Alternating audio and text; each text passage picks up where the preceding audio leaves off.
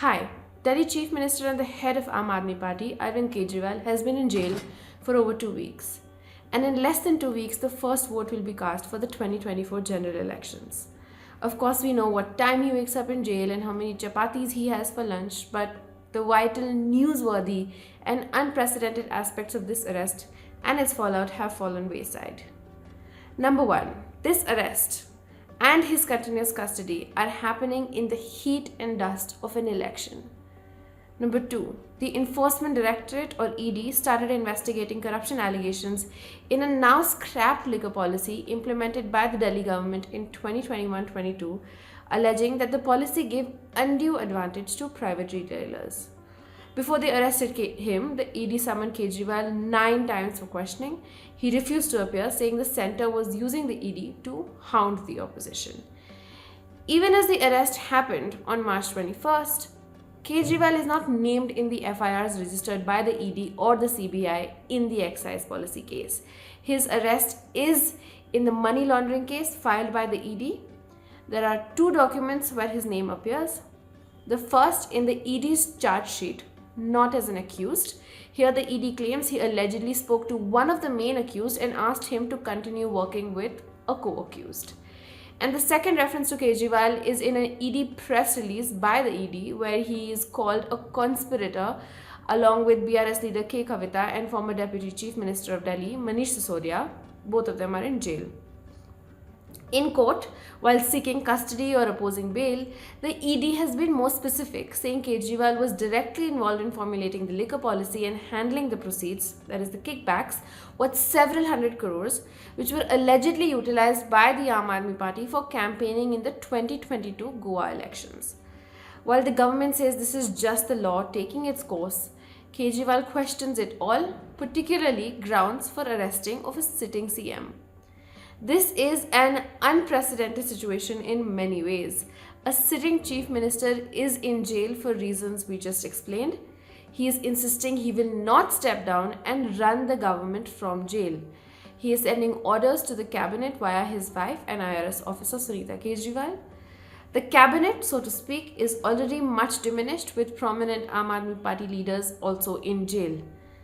The political vacuum is unmissable and grounds for the imposition of president's rule, ripe, some would say, was always the centre's plan.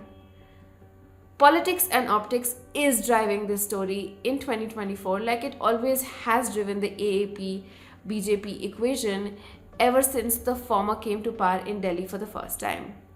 Once, the insignificant man and the anti-corruption crusader is now in jail.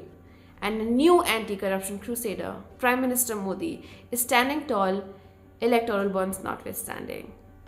Aam Aadmi Party's political influence may be limited geographically to 2 states, but the Aam Aadmi Party leader has often been tough for the BJP to punch politically because the tropes that work against the opposition and Congress specifically don't fit for Kejriwal. Aam Aadmi Party has supported the abrogation of Article 370, the construction of the Ram Temple in Ayodhya and the Uniform Civil Code, all of the BJP's main promises. Kejriwal and the Aam Aadmi Party have often matched the BJP ideologically when it comes to visiting temples, religious iconography and communal issues. Aam Aadmi Party's focus on healthcare, schools, power and water subsidies has created a strong pool of citizens in Delhi and Punjab who back the party. This vote base does overlap with the BJP in parts. Simply put, they have voted for the Aam Aadmi Party in Delhi Assembly elections and gone with the BJP in the parliamentary elections. And while who controls Delhi has been a constitutional question for decades, Kejriwal and Aam Aadmi Party have tenaciously led the fight, taking it to the Supreme Court, which sided with the Kejriwal government, after which the Modi government brought about an ordinance. If his absence is prolonged, which it likely will be since Kejriwal has been arrested under strict money laundering laws, the opposition is robbed of a fiery leader who does match and counter the BJP's bold rhetoric. The opposition for now does seem to be galvanizing around him, calling the arrest an attack on democracy, leaving a chair empty for him and such. And for Hemant Soren, a tad belatedly perhaps, the former Chief Minister of Jharkhand, who is also in jail.